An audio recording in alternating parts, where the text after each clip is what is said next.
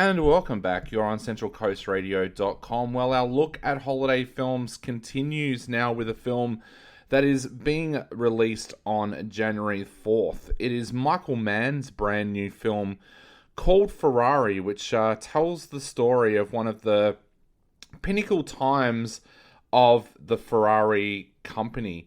It tells a time when Ferrari wasn't held in the prestige that it is today. In fact, it was a struggling company. They had just been bombed 2 or 3 times during World War II and were trying to get back on their feet by making the fastest race car in the world. There was kind of a theory that if they had the fastest race car in the world, it would help sell their everyday kind of street car to rich people right across Europe. Now, the film centers around Enzo Ferrari, played by Adam Driver. But aside from looking at Ferrari rising as a company, it also looks at his complicated love life, because he had a wife, Laura, played by Penelope Cruz, and their only son had died. Now, he's also got a child with another woman named Lena, played by Shailene Woodley.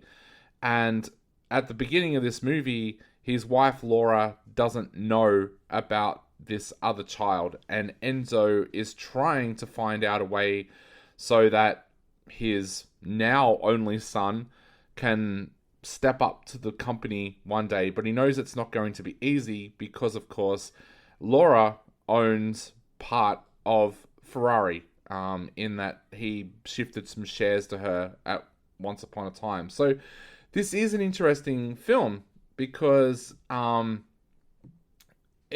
lot of people would have gone into this movie and made it all about the car racing aspect of Ferrari and kind of ignored this messy kind of love triangle that is there for Enzo as well.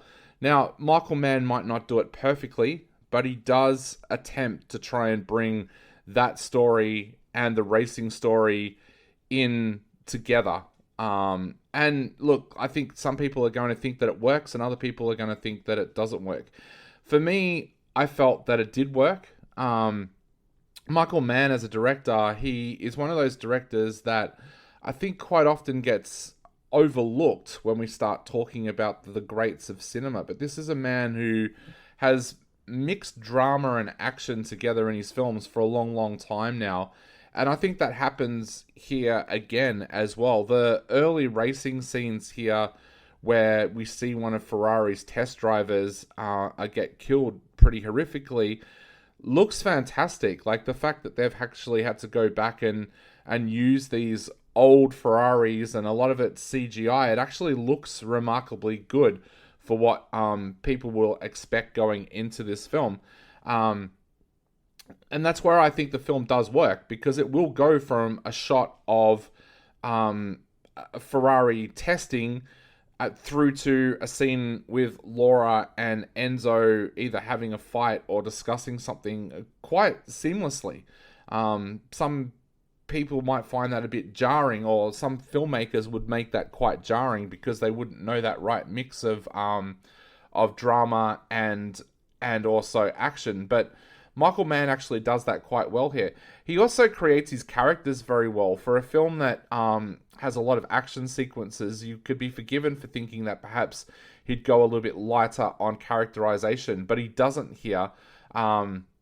Whichever casting director decided that Adam Driver would work as Enzo in his 40s and 50s, it's a stroke of genius, because he is really, really good in the role. Like, if I was someone that was responsible for nominations for Oscars, I would be nominating Adam Driver, because when I look at a performance that is an exceptional performance, I look at an actor who is out of his comfort space a little bit and delivering a faultless performance, and that's exactly what Adam Driver does here.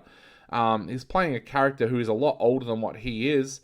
He's, of course, playing an Italian character as well, but he nails it. He's absolutely perfect in the part. And one of the things I find interesting here is that Michael Mann does show the downside to Enzo Ferrari. Quite often when someone makes a biographical piece like this, they'll show the good side of somebody, but not the bad side. So this does show that Enzo was not always the nicest person, and that the relationship between him and Laura wasn't perfect. And to me, it feels like he was actually more in love with Lena than what he was Laura. But that all comes out in this film, and there is a horrific part of this movie as well that I'm not going to go into spoilers, but if you know the Ferrari story, you'll probably know what I'm talking about. Man directs all of that absolutely brilliantly, and I think that's where that right mix of action and drama happens all throughout this film. I want to pay credit to, as I said, Adam Driver is magnificent in this film. So is Shailene Woodley, and also Penelope Cruz. Some of the scenes in where Laura and Enzo go at each other is just absolutely magical performances by Adam Driver and Penelope Cruz. But look, this is kind of like the perfect film for a couple. If the guy or if one of the people in the relationship is into cars and the other wants a drama, then this is the perfect film to go along and see. There are some faults there. I think there's some parts of the story that have been left out. I think also perhaps Michael Mann tries to put too much into this film. But look, I found Ferrari a pretty enjoyable film. I'm going to give it 4 out of 5. It is a general release, so make sure you check your local cinema guide if you want to go and see Ferrari, but it should be showing somewhere near you. I am giving it 4 out of 5 stars.